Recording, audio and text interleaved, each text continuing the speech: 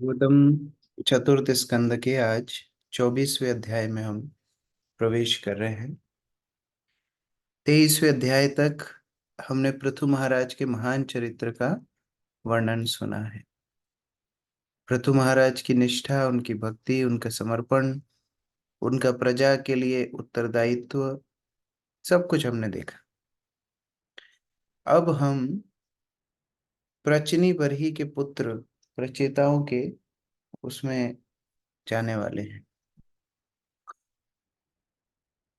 Chapter 24 Shiv जी द्वारा की गई स्तुति का ज्ञान। इस अध्याय को रुद्र गीत भी बोलते हैं, रुद्र गीता। जैसे भगवत गीता है, उद्धव गीता है, उसी तरह रुद्र गीता। श्लोक संख्या 1। मैत्रेय उवाच विजिताश्वाधिराजा आसीत् पृथुपुत्र श्रवा यवीयोभ्य अददात् काष्ठा भ्रातृभ्य भ्रातृवत्सला। शोभा माता जी।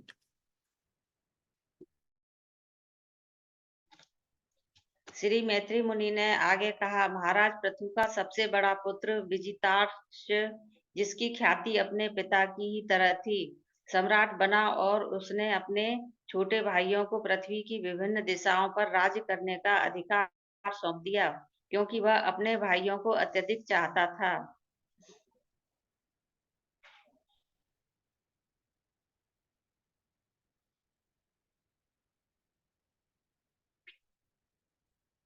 नहीं, लाइट चली गई, आवाज कहाँ गई? हरे कृष्णा। अच्छा, मेरा म्यूट हो गया था, सॉरी। तो पृथु महाराज के वंश का वर्णन हो रहा है। पृथु महाराज किस प्रकार अपने पुत्रों को राज्य देकर गए थे। विजिताश्व उनका सबसे बड़ा पुत्र है। वो विजिताश्व अब राजा बना है और उसने अपने बाकी चार भाइयों को अलग अलग स्थान पे राज्य करने का मौका भी दिया है। तो उस प्रकार से पांचों भाइयों के बीच में बहुत प्रेम संबंध यहाँ बताए जा रहे हैं। अमित प्रभु पढ़िए। तात्पर्य। पिछले अध्याय में महाराज पृथु के जीवन तथा चरित्र का वर्णन कर चुकने के बाद श्री मैत्रेय मुनि ने पृथु की वंश परंपरा में पुत्रों तथा पौत्रों का वर्णन प्रारंभ किया। महाराज पृथु की मृत्यु के बाद उनका सबसे बड़ा पुत्र विजिताक्ष इस पृथ्वी का राजा बना। राजा विजिताक्ष अपने छोटे भाइयों के प्रति अत्यंत स्नेह रखता था, अतः वह चाहता था कि वे संसार की विभिन्न दिशाओं पर शासन करें। अनादिकाल से नियम है कि राजा की मृत्यु के पश्चात उसका सबसे बड़ा पुत्र सामान्यतः राजा बनता है। जब पृथ्वी पर पांडवों का राज्य था, तब राजा पांडु के ज्येष्ठ पुत्र महाराज युधिष्ठिर ही सम्राट बने थे और उनके छोटे भाई उनकी सहायता करते थे। इसी प्रकार राजा विजिताक्ष के छोटे भाई विश्व की विभिन्न दिशाओं के अधीक्षक नियुक्त हुए। हरे कृष्ण प्रभु जी। तो इस प्रकार से ऐसा नहीं कि हर व्यक्ति को राजा बनना पड़ेगा। अभी समस्या क्या है? हर व्यक्ति को अधिकार स्थापित करना है, हर व्यक्ति को राजा बनना है। तो क्या हो रहा है, राज्य छोटे छोटे छोटे छोटे होते गए, फिर जमीनें हो गई, फिर जमीनें भी बंटने लगी। अभी 20 बाय 10 के प्लॉट हो गए। उसमें भी अभी आगे होगा 5 बाय 5 का हो जाएगा। फिर खड़े रहने की जमीन भी नहीं रहेगी एक आदमी के नाम पे। पहले चक्रवर्ती सम्राट होते थे, बाकी लोग उनका सहायता करते थे। अभी क्या हर व्यक्ति राजा बनना चाहता है? तो बट बट के व्यक्ति के पास छोटे छोटे जमीन के टुकड़े रह गए। हयाक्षादिशत। अच्छा, अभी तो जमीन भी नहीं है, अभी फ्लैट सिस्टम है। तो अभी एक ही जमीन के ऊपर 25-30 फ्लैट होते हैं, कभी कभी 50 फ्लैट होते हैं, एक के ऊपर एक। फिर एक एक फ्लैट एक एक आदमी के होते हैं। हर्याक्षादिशत प्राचीम धूम्रकेशाय दक्षिणाम प्रातिचिम वक्र संगाय तुर्याम द्रविण से विभु। ओजस्विनी माता जी। महाराज विजिताश्व ने संसार की का पूर्वी भाग अपने भाई हर्याक्ष को, दक्षिणी भाग धूम्रकेश को और पश्चिमी भाग वृक को तथा उत्तरी भाग द्रविण को प्रदान किया। 4 भाई थे, चारों को एक एक भाग प्रदान कर दिया कि वो चार चार दिशा की देखभाल करें।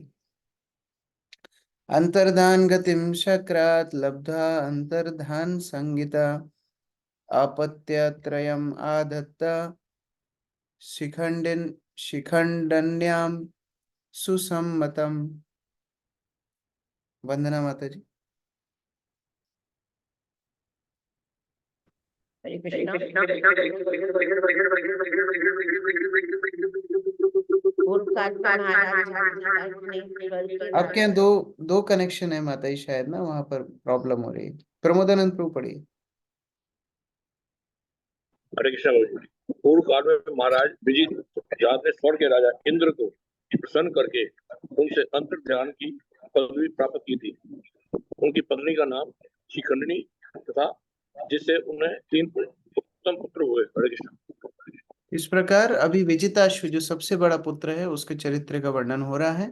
कैसे उन्होंने राजा इंद्र से अंतर्धान होने की, यानी कि गायब होने की, मिस्टर इंडिया बनने की शक्ति प्राप्त की, कैसे गायब होना है। और उनकी पत्नी उनके साथ राज्य शासन मदद करती, उनके 3 पुत्र हुए। अभी आगे विजिताश्व के कुल का वर्णन है।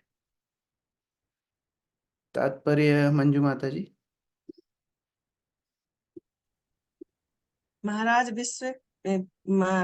विजेताश्व अंतर्ध्यान नाम से विख्यात थे, जिनका अर्थ होता है अदृश्य होना। यह पदवी उन्हें इंद्र से प्राप्त हुई थी। यह उस समय की बात है जब इंद्र ने महाराज पृथु के घोड़े को यज्ञ स्थल से चुरा लिया था। जब इंद्र घोड़े चुरा रहा था तो औरों के लिए यह अदृश्य था, किंतु महाराज पृथु के पुत्र विजेताश्व ने उसे देख लिया था। किंतु यह जानते हुए कि इंद्र उनके पिता का घोड़ा चुरा ले जा रहा है, विजेताश्व ने उस पर आक्रमण नहीं किया।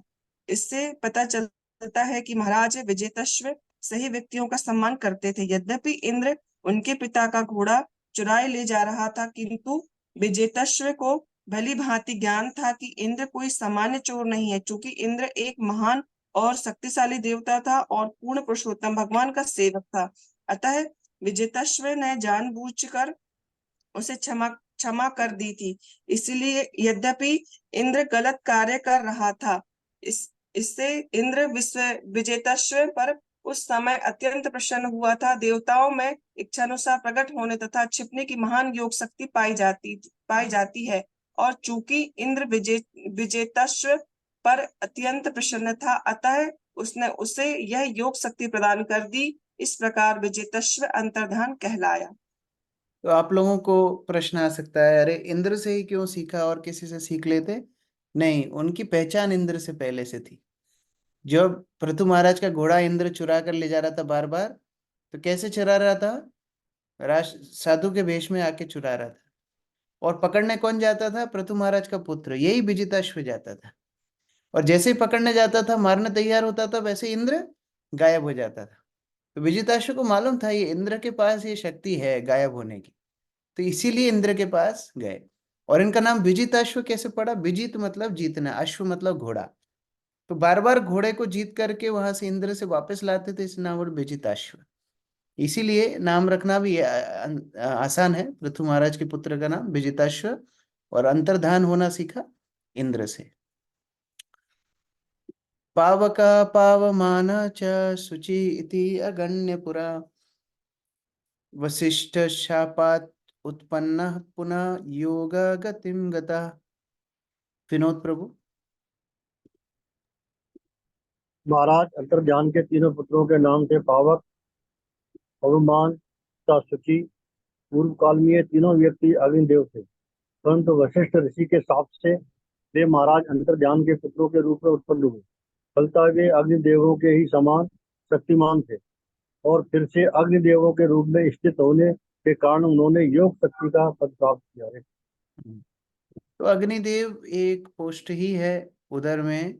ये पावक, पवमान और शुचि ये लोग स्थापित थे, लेकिन वशिष्ठ के श्राप के कारण मर्तलोक में भूमंडल पर उनको जन्म लेना पड़ा। तो महाराज अंतर्धान या विजिताश्व के 3 पुत्र बताए जा रहे हैं, महाराज पृथु के पौत्र। तात्पर्य सुरेखा माता जी।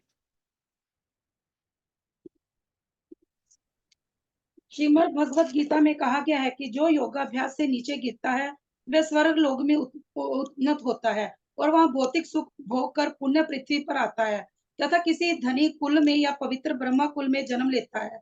अतः यह समझना चाहिए कि जब देवता पतित होते हैं तो वे पृथ्वी पर अत्यंत धनी तथा पवित्र कुलों में जन्म लेते हैं। ऐसे परिवारों में जीव को कृष्ण भक्ति संपन्न करने का अवसर प्राप्त होता है, जिससे उन्हें वांछित गंतव्य प्राप्त होता है। महाराज अंतर्ध्यान के पुत्र अग्नि के अधीक्षक देवता थे। उन्होंने अपनी पूर्व स्थिति प्राप्त की और योग बल से वे स्वर्ग को चले गए। हरे कृष्ण। तो मुख्य बात है, प्रभुपाद बता रहे हैं कैसे अगर पतन होता भी है आध्यात्मिक मार्ग से या उन्नत मार्ग से, तो फिर अच्छे घर में जन्म मिलता है। पृथु महाराज के घर में जन्म मिला है, जिससे भक्ति करने का आगे उनको अवसर मिलता है। अंतर्धानो न भस्वत्याम हविधार हविर्धान मन वंदिता या इंद्रम अश्वहर्तारम विद्वान अपि जगनिवान। गौरी शंकर प्रभु।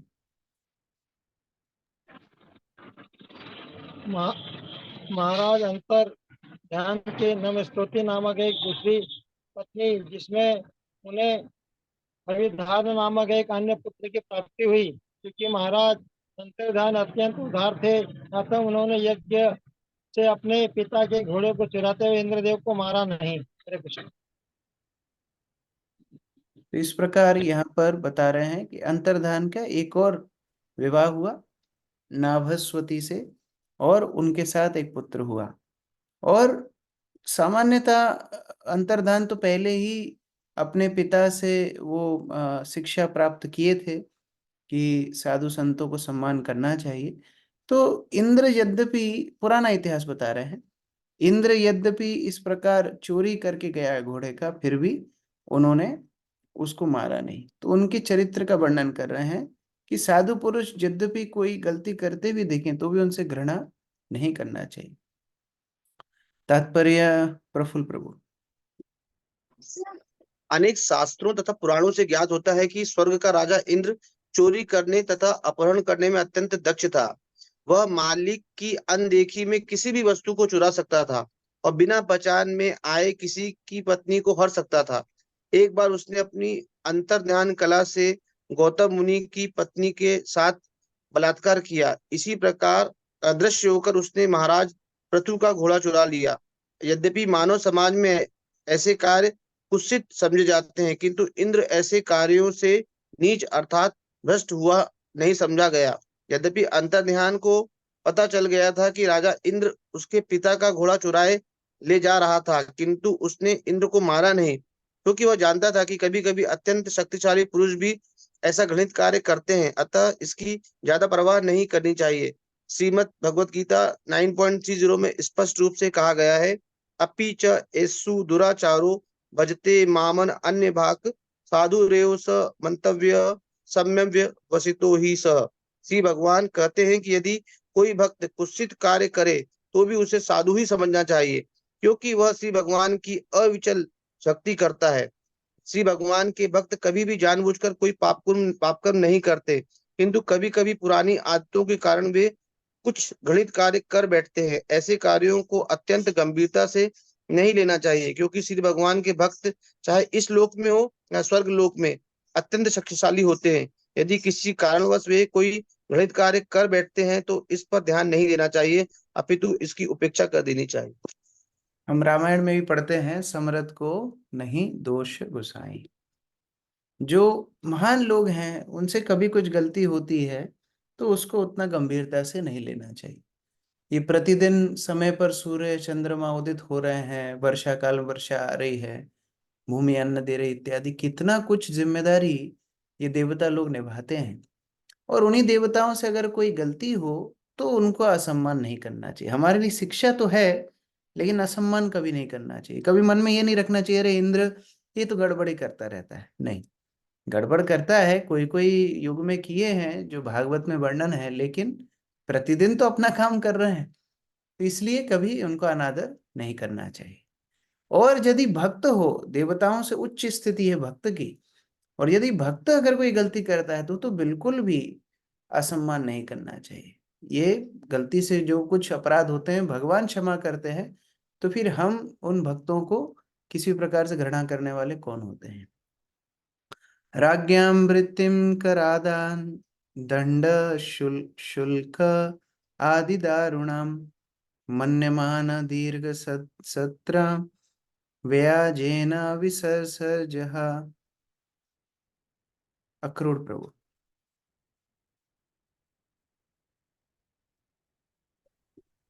अनुवाद। जब भी अत्यंत शक्तिशाली अंतर्धान को प्रजा से कर लेना, प्रजा को दंड देना या उस पर कठोर जुर्माना लगाना होता, तो ऐसा करने को उनका जी नहीं चाहता। फलतः उन्होंने ऐसे कार्यों से मुख मोड़ लिया और वे विभिन्न प्रकार के यज्ञ संपन्न करने में व्यस्त रहने लगे। और ये जो राजा हैं अंतर्धान, इतने महान राजा हैं कि प्रजा के ऊपर कर लगाना, दंड देना, ये सब उनको मन ही नहीं लगता था। वो बड़े सौम्य हृदय के हैं। किसी को डांटना, किसी को जुर्माना लगाना, किसी को सजा देना, ये सब उनको अच्छा नहीं लगता था। इन सब से कार्य से निवृत्त मात्र होकर के यज्ञ इत्यादि में व्यस्त ज्यादा रहते थे। तात्पर्य भूमिका माता जी। तात्पर्य यहाँ यह स्पष्ट है कि कभी कभी राजा होने के नाते राजा को ऐसे कार्य करने पड़ते हैं जो वांछनीय नहीं होते। इसी प्रकार अर्जुन युद्ध करने हेतु बिल्कुल इच्छुक न था, क्योंकि अपने संबंधियों तथा परिजनों से युद्ध करना या उन्हें मारना उसे बिल्कुल अच्छा नहीं लग रहा था। फिर भी क्षत्रियों के ऐसे अवांछित कार्य कर्तव्य के रूप में करने ही पड़ते हैं। कर वसूलते समय या अपराध कार्य करने हेतु प्रजा को दंडित करते समय महाराज अर्धधान को तनिक भी प्रसन्नता न होती। फलतः उन्होंने यज्ञ करने के बहाने कम उम्र में ही राजसी शक्ति से मुख मोड़ लिया। इस प्रकार उनका तो उतना मन नहीं लगता था इस तरह कार्य में। वो आध्यात्मिक मार्ग के ऊपर ज्यादा अग्रसर हो गए। तत्रापि हंसं पुरुषं परमात्मानमात्मदृक् यजन्तत् लोकताम आपकुशलेन समाधिना। साउंड बहुत कम आ रही है, प्लीज जरा। राधा वल्लभा माता जी पढ़िए। यद्यपि महाराज अंतर्ध्यान यज्ञ करने में व्यस्त रहते थे, किंतु स्वरूप सिद्धि व्यक्ति होने के नाते वे भक्तों के समस्त भय को दूर करने वाले भगवान की भक्ति भी करते रहे। इस प्रकार भगवान की पूजा करते हुए महाराज अंतर्ध्यान समाधि में लीन रहकर सरलता पूर्वक भगवान के ही लोक को प्राप्त हुए। देखो, एक अच्छे घर में जन्म लेने का कितना फायदा है। प्रतु महाराज जैसे पिता जिसको मिले हों, जिसने बचपन से उन्हें भक्ति करते हुए देखा हो, जिन्हें बचपन से भगवत भक्ति की क्रियाओं का ही अनुसरण किया हो। जैसे मानो किसी भक्त के घर में बच्चे जन्म लेते हैं तो वैसे ही एकादशी करना पड़ता है, क्योंकि एकादशी के दिन अन्न बनता ही नहीं है, प्याज लहसुन घर में आएगा ही नहीं। माता पिता हरि नाम का जप करेंगे तो वो भी सीख जाएगा, भागवत का पाठ होगा तो कान में भागवत जाएगी, भक्तों जब आएंगे उनका दर्शन करने माता पिता जाएंगे तो बच्चों को भी लेके जाएंगे। तो इस तरह स्वभावता ही भगवत भक्ति करने का बड़ा प्रेरणा भक्त घर में मिलती है। महाराज अंतर्धान विजिताश्व प्रतु महाराज के घर में पैदा हुए हैं, उसका फल उनको मिला है। इतने विरक्त थे, कम आयु में ही भगवान की प्राप्ति कर लिए, भगवान के ऊपर पूर्ण रूप से समर्पित हो गए। अर्चना माता जी पढ़िए। तात्पर्य। चूंकि सामान्यतः यज्ञ सकाम कर्मियों द्वारा संपन्न किए जाते हैं, अतः यहाँ विशेष उल्लेख है। तत्रापि कि यद्यपि महाराज अंतर्धान बाह्य रूप से यज्ञ करने में लगे हुए थे, किंतु उनकी वास्तविक वृत्ति तो श्रवण तथा कीर्तन द्वारा भक्ति करनी थी। दूसरे शब्दों में वे सामान्य यज्ञों को संकीर्तन यज्ञ की विधि से संपन्न करते थे, जिसकी संस्तुति यहाँ पर की गई है। श्रीमद् भागवतम। श्रवणम कीर्तनम विष्णु स्मरणम पाद सेवनम अर्चनम वंदनम दास्यम सख्यमात्म निवेदनम। भक्ति को कीर्तन यज्ञ कहते हैं। संकीर्तन यज्ञ के द्वारा मनुष्य सरलता से उस लोक में उन्नति प्राप्त करता है जहाँ परमेश्वर का वास है। 5 प्रकार के मोक्षों में से जिस लोक में श्री भगवान रहते हैं, उसे प्राप्त करके श्री भगवान के साथ रहने का सालोक के मोक्ष कहते हैं। तो सामान्य भक्ति ने, सामान्य यज्ञ इत्यादि नहीं किए, भक्ति युक्त किए। भक्ति के साथ, श्रवण कीर्तन के साथ, भगवान के स्मरण बंधन के साथ इस प्रकार भगवत भक्ति किए और उसका फल क्या मिला? भगवान के लोक में ही पहुंच गए। इसको भी एक मुक्ति कहते हैं। सालोक्य, सालोक्य मतलब भगवान में तदात्म न होना, भगवान के लोक में पहुंच जाना। ये और बड़ा प्रमोशन है, भगवान के पास में ही रह करके भगवान की सेवा करना। तो इस प्रकार से भगवान के धाम में ये विजिताश्व पहुंच गए। हविर्धानात् हविर्धानि विदुरसु षट्सुतान् बहिर्षदं गयं शुक्लं कृष्णं सत्यं चितव्रतम्। अनीता साहू माता जी। महाराज अंतर्धान के पुत्र हविर्धान की पत्नी का नाम हविर्धानी था, जिसने 6 पुत्रों को जन्म दिया, जिनके नाम थे बहिषद, गय, शुक्ल, कृष्ण, सत्य तथा जितव्रत। श्री कृष्ण को विजय। अच्छा कॉम्बिनेशन है, हविर्धान पति, पत्नी हविर्धानी। ये महाराज अंतर्धान के पुत्र और पुत्र वधु हैं। इनके 6 पुत्र हुए, जिनके नाम यहाँ पर दे चुके हैं। मतलब पृथु महाराज के पुत्र अंतर्धान, उनके पुत्र हविर्धान और उनके पुत्र बर्हिषित। अभी बर्हिषित के बारे में हम लोग विस्तार से पढ़ने वाले हैं। मतलब कितनी पीढ़ी हो गई? पृथु महाराज के पुत्र अंतर्धान 1 पीढ़ी, अंतर्धान के पुत्र हविर्धान 2 पीढ़ी और उसके बाद बहिर्षित 3 पीढ़ी। तो पृथु महाराज के बाद 3 पीढ़ी की अब वर्णन आगे होने वाला है कई अध्यायों में। बर्हिषत सुमहाभागा हविर्धानी प्रजापति क्रियाकंडेषु निष्णातो योगेषु च कुरुद्वः। गायत्री माता जी। हरे कृष्ण। मैत्री मुनि ने आगे कहा, हे विदुर, हविर्धान का अत्यंत शक्तिशाली पुत्र प्राचीन बहिषद और विभिन्न प्रकार के यज्ञादि कर्मकांड तथा योगाभ्यास में अत्यंत कुशल था। अपने महान गुणों के कारण वह प्रजापति कहलाया। अभी देखिए एक बहुत महत्वपूर्ण बात है, जो महाराज अंतर्धान है महाराज अंतर्धान यज्ञ इत्यादि किए, लेकिन किसके लिए किए? भगवान की प्रसन्नता के लिए किए। पृथु महाराज ने यज्ञ इत्यादि किए, किसके लिए किए? भगवान की प्रसन्नता के लिए, भगवत भक्ति के अनुरूप उन्होंने अपने कार्य किए। लेकिन उनका पौत्र यहाँ पर बर्हिषत ये कर्मकांडी बन गया। कर्मकांडी मतलब यज्ञ तो कर रहा है, लेकिन भगवान की प्रसन्नता के लिए उतना यज्ञ नहीं है। ये कर्मकांडी यज्ञ, यानी सब कुछ सुकुशल चले, समृद्धि रहे, हमारा राज्य सम्भ्रांत रहे, हम पुण्य इत्यादि करें, ये सब बात उनके मन में थी। तो इससे हमको क्या शिक्षा मिलती है? परंपरा में केवल क्रियाओं के ऊपर ध्यान दे करके उनके पीछे जो भावनाएं हैं उन पे ध्यान ना दिया जाएगा तो धीरे धीरे केवल क्रिया क्रिया रह जाएंगी और उद्देश्य खत्म हो जाएगा। जैसे मंदिर जाके सेवा करना एक क्रिया है, लेकिन उद्देश्य क्या है? भगवान की प्रसन्नता, वैष्णवों की प्रसन्नता। अब अगर भावना खत्म हो जाए उसमें से, तो मंदिर तो जाएंगे, सेवा भी करेंगे, लेकिन लड़ाई झगड़ा करके आ जाएंगे। तो अभी वो जो उद्देश्य है वो खत्म हो गया। जैसे व्रत करना, व्रत करने का उद्देश्य क्या है? कृष्ण चेतना वृद्धि हो। व्रत तो हम करेंगे, लेकिन व्रत में इतने निमग्न हो जाएंगे कि अरे प्रभु जी अब व्रत इतना हो रहा है, अभी क्या मंदिर जाएं, थकान हो रही है, क्या जप करें, जप अब कल करेंगे, आज केवल हम व्रत करेंगे। व्रत का उद्देश्य तो था जप ज्यादा करना, भगवान का स्मरण ज्यादा करना, लेकिन अब केवल क्रिया क्रिया रह गई, उद्देश्य खत्म हो गया। उस तरह बहुत महत्वपूर्ण शिक्षा है ये। बर्हिषित केवल और केवल कर्मकांड में लग गया, भगवान की भक्ति सब भूल गया। रेखा माता जी। अच्छा अभी अभी पढ़ा है, ठीक है। आशा माता जी।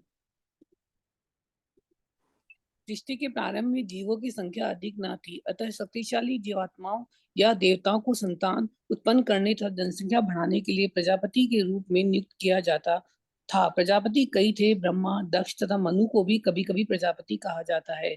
हविर्धान का पुत्र बहिषद भी इनमें से एक था। यस्येदं देव यजनम अनुयज्ञम वितन्वतः प्राचीनग्रे कुशय्यासित आसत्रतम वसुधा तलम। किरण माता जी।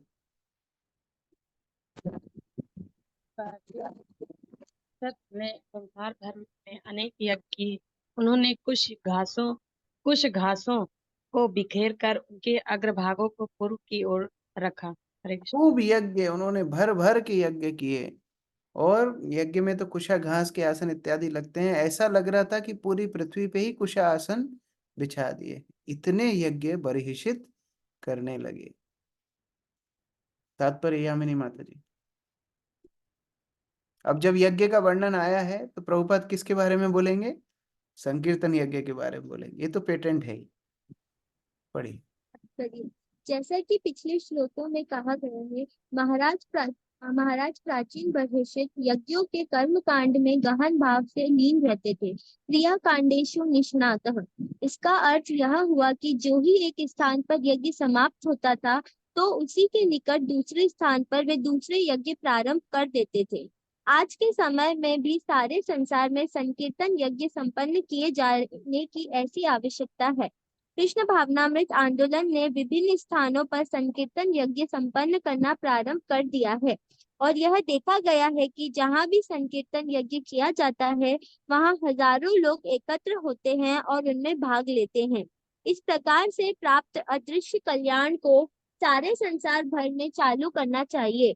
कृष्ण भावनामृत आंदोलन के सदस्यों को एक के पश्चात एक इतने संकीर्तन यज्ञ करने चाहिए कि लोग हंसी हंसी में ही सही या फिर गंभीरता पूर्वक हरे कृष्ण कृष्ण कृष्ण हरे हरे, हरे राम राम राम हरे हरे महामंत्र का जप करें। इससे उनके हृदय विमल होंगे। श्री भगवान का पवित्र नाम हरि नाम इतना शक्तिशाली होता है कि चाहे हंसी से जपा जाए या गंभीरता पूर्वक, इस मंत्र की दिव्य ध्वनि के उच्चारण का प्रभाव चारों ओर समान रूप से फैलता है। इस समय महाराज प्राचीन बर्हिषित की भांति बारंबार यज्ञ करना संभव नहीं है, किंतु संकीर्तन यज्ञ करना तो हमारे वश में है, क्योंकि इसमें कुछ भी धन लगता नहीं। कोई कहीं भी बैठकर हरे कृष्ण महामंत्र का जप कर सकता है। हरे कृष्ण कृष्ण कृष्ण हरे हरे, हरे राम राम राम हरे हरे। यदि पृथ्वी को हरे कृष्ण महामंत्र के जप से अल्पाल्प अपलावित कर दिया जाए, तो संसार के लोग परम सुखी हो जाए। सीखना है तो किसी से भी सीख सकते हैं, नहीं सीखना है तो बड़े से बड़े वैष्णव आचार्य से भी नहीं सीख पाएंगे। यहाँ पर प्रभुपाद बोल रहे हैं चलो बर्हिषित से ही सीख लो। बर्हिषित इतने यज्ञ कर रहा है, एक यज्ञ पूरा होता है उसके बगल में दूसरे यज्ञ की तैयारी शुरू हो जाती, ये खत्म होते होते दूसरे यज्ञ की तैयारी शुरू हो जाती, यहाँ से उठ के वहां बैठ जाता है। इतने यज्ञ कर रहा है। अब इस तरह तो हमारे लिए करना संभव नहीं। हम क्या करें? प्रभुपाद बोल रहे हैं आप संकीर्तन यज्ञ करो, एक जगह खत्म होने की तैयारी हो जो दूसरी जगह शुरू होने की तैयारी हो जाए। इतना संकीर्तन यज्ञ हो कि हर व्यक्ति के कान में हरिनाम पहुंचे, चाहे मजाक उड़ा करके हरिनाम ले, चाहे गंभीरता पूर्वक ले। दवाई तो दवाई है, अपना काम करेगी। हरे कृष्ण महामंत्र का आश्रय ले करके पूरी पृथ्वी कृष्णमय हो सकती है। प्रभुपाद बोल रहे हैं जैसे बर्हिषित ने कुशा से पृथ्वी को ढक दिया, आप हरिनाम से पूरी पृथ्वी को ढक दो। समुद्रिम देव देवै उक्तान उपयेमे शत्रुद्रुतिम, याम वीक्ष्य चारु सर्वान अंगिम किशोरिम शुष्टलंक अलंकृताम परिक्रमतिम उद्दाहे चक्मे अग्निषु किम इव। मीनू माता जी। महाराज बर्हिषित आगे प्राचीन ब्रही नाम से विख्यात को परम देवता ब्रह्मा जी ने समुद्र की कन्या शतदुति के साथ विवाह करने का आदेश दिया था। उसके शरीर के अंग प्रत्यंग अत्यंत सुंदर थे और वह अत्यंत युवा थी। वह समुचित परिधानों से अलंकृत थी। जब वह विवाह मंडप में आकर प्रदक्षिणा करने लगी तो अग्निदेव उस पर इतने मोहित हो गए कि उन्होंने उसे संगी बनाकर उसके साथ भोग करना चाहा, जिस तरह पहले भी उन्होंने शुकी के साथ करना चाहा था। तो अब ये बर्हिषित को आगे प्राचीन बरही नाम से जाना जाएगा, क्योंकि आगे और भी बर्हिषित हुए तो प्राचीन बरही यानी प्राचीन काल के बरही, इस तरह आगे इनका नाम प्राचीन बरही नाम से जाना जाएगा। इनके विवाह की तैयारी हो रही है ब्रह्मा जी के आदेश से। शतद्रुति से, शतद्रुति के ऊपर अग्निदेव प्रलोभित हो जाते हैं। हम देखते हैं किस तरह ये भौतिक संसार में काम वासनाओं की शक्ति है। बड़े से बड़े देवता, बड़े से बड़े ऋषि मुनि, बड़े से बड़े महान शक्तिशाली लोग भी काम के वश में आकर के अपना विवेक खो देते हैं। अनिकेत प्रभु। तात्पर्य, इस श्लोक में सुष्ट वलंकृ तम शब्द महत्वपूर्ण है। जब कन्या का विवाह वैदिक रीति से होता है तो उसे मूल्यवान वस्त्रों तथा आभूषणों से अत्यधिक अलंकृत किया जाता है और विवाह के समय वधू वर की 7 प्रदक्षिणाएं करती है। तत्पश्चात वर वधू एक दूसरे को देखते हैं और जीवन भर के लिए आकर्षित हो जाते हैं। जब वर वधू को अति सुंदरी पाता है तो उनके मध्य अति प्रबल आकर्षण स्थिर हो जाता है। जैसा कि श्रीमद् भागवतम में कथित है, स्त्री तथा पुरुष स्वभाव से एक दूसरे के प्रति आकृष्ट होते हैं और जब वे विवाह से बंध जाते हैं तो यह आकर्षण और भी सुदृढ़ हो जाता है। इसी प्रकार अत्यधिक आकृष्ट होकर वर दूल्हा बढ़िया घर और अन्न उत्पन्न करने के लिए अच्छा खेत बनाना चाहता है। तब संतान उत्पन्न होती है, मित्र बनते हैं तथा संपत्ति आती है। इस प्रकार मनुष्य जीवन की भौतिकता में अधिकाधिक फंसता जाता है और सोचने लगता है यह मेरा है, मैं ही काम करने वाला हूँ। इस तरह संसार का मोह बढ़ता जाता है।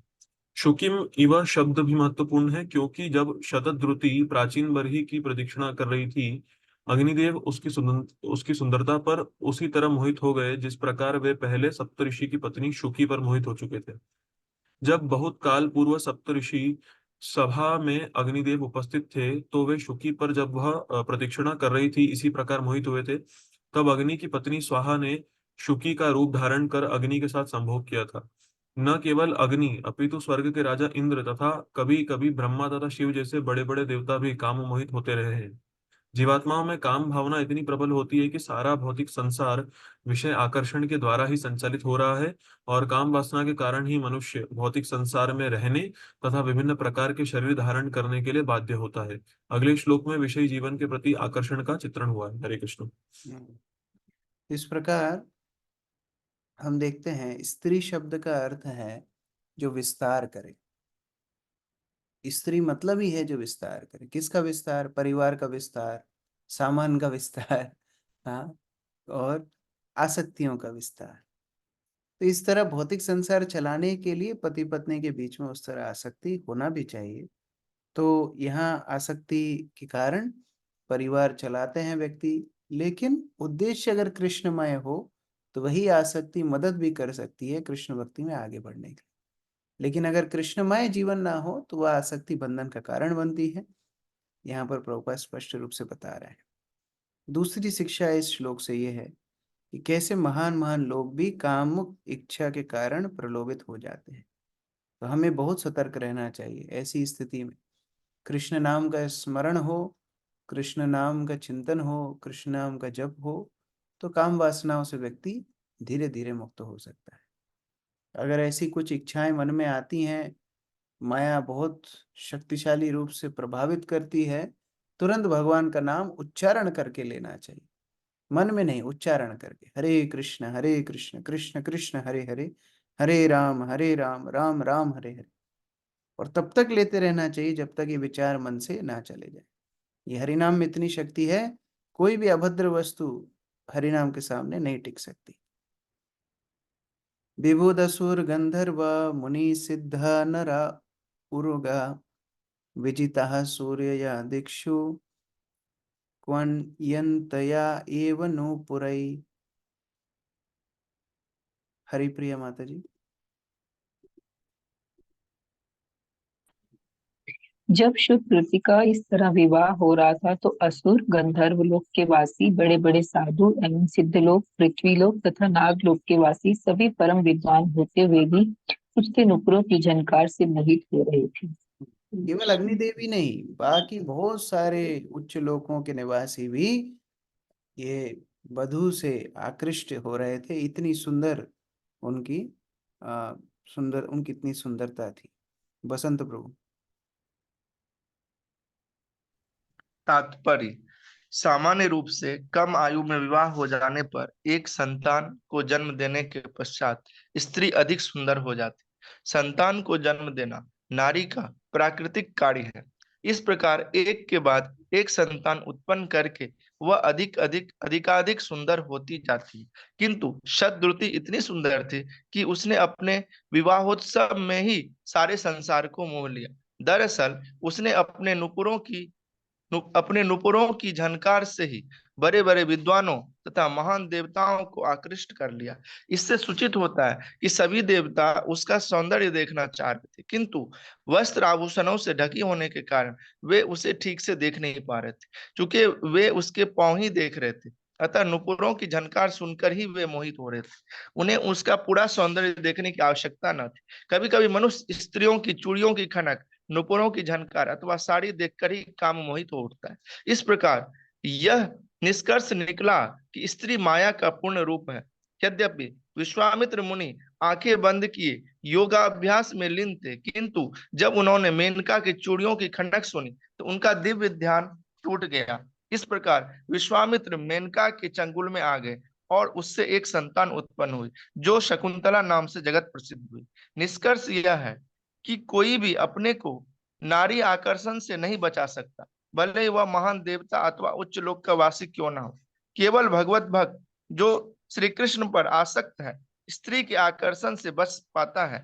एक बार श्री कृष्ण द्वारा आकृष्ट होने पर संसार की माया उसे आकर्षित नहीं कर सकती। हरे कृष्ण। यहाँ स्त्री का वर्णन हो रहा है, इसलिए प्रभुपाद तात्पर्य में स्त्री के बारे में बता रहे हैं। स्त्रियों के लिए पुरुष माया का स्वरूप है, पुरुषों के लिए स्त्री माया का स्वरूप है। और आजकल तो स्त्री पुरुष क्या, लोग जानवर से आकृष्ट हो जाते हैं, क्या क्या वस्तु से आकृष्ट हो जाते हैं। तो मुख्यतः बात यह है कि अगर कृष्ण से आकर्षण नहीं होगा तो भौतिक वस्तुओं से आकर्षण होगा, और यदि कृष्ण से आकर्षण होगा तो कोई और वस्तु से आकर्षण कभी नहीं हो सकता है। तो प्राचीनी बरी का विवाह संपन्न हुआ। आगे प्राचीनी बर्हि शः पुत्रा शतद्रुत्यां दश अभवन् तुल्यनामावृता सर्वे धर्मस्नातः प्रचेतसा। विवेकानंद प्रभु। राजा प्राचीन बहिर्षद ने शतद्रुत की कोख से 10 पुत्र उत्पन्न किए। वे सभी समान रूप से धर्मात्मा थे और वे सभी प्रचेता नाम से विख्यात हुए। तो याद रखने के लिए 100 में से 10 आया। शतद्रुति, शत मतलब 100, शतद्रुति में से 10 प्रचेताओं ने जन्म लिया। प्राचीनी बरही के 10 पुत्र, जिनका नाम प्रचेता नाम से विख्यात हुए। 10 पुत्र, इनका कॉमन नाम था, अलग अलग नाम तो पता नहीं, कॉमन नाम था, इनको प्रचेता नाम से बोलते थे। तात्पर्य मुख्य गोपी माता जी। तात्पर्य धर्म सनाता शब्द महत्वपूर्ण है, क्योंकि 10 पुत्र धर्म से पूर्णतः रत थे, साथ ही वे समस्त उत्तम गुणों से संपन्न थे। मनुष्य तभी पूर्ण माना जाता है जब वह पूर्ण रूप से धार्मिक हो, अपनी भक्ति के व्रत में पूर्ण हो, ज्ञान में पूर्ण हो एवं उत्तम आचरण वाला हो। सभी प्रचेता गण समान रूप से सिद्ध थे। हरे कृष्ण। धर्म पथगामी ये 10 पुत्र थे। पिता ने इनको एक आज्ञा दी। पिता आदिष्ट प्रजा सर्गे तपसे अर्णवम आविशम 10 वर्ष सहस्राणि तपसा आर्चम तपापितम। यमुना माता जी। हरे कृष्ण। जब इन सभी प्रचेताओं के अनेक पिता ने विवाह करके संतान उत्पन्न करने का आदेश दिया तो सबों ने समुद्र में प्रवेश किया और 10,000 वर्षों तक तपस्या की। इस प्रकार उन्होंने समस्त तपस्या के स्वामी पूर्ण पुरुषोत्तम भगवान की उपासना की। पिताजी ने बोला, बेटा आप लोगों को विवाह करना चाहिए। तो वर्णाश्रम पद्धति के अनुसार गृहस्थ आश्रम के पहले एक गंभीर प्रशिक्षण ब्रह्मचारी आश्रम का होना आवश्यक है।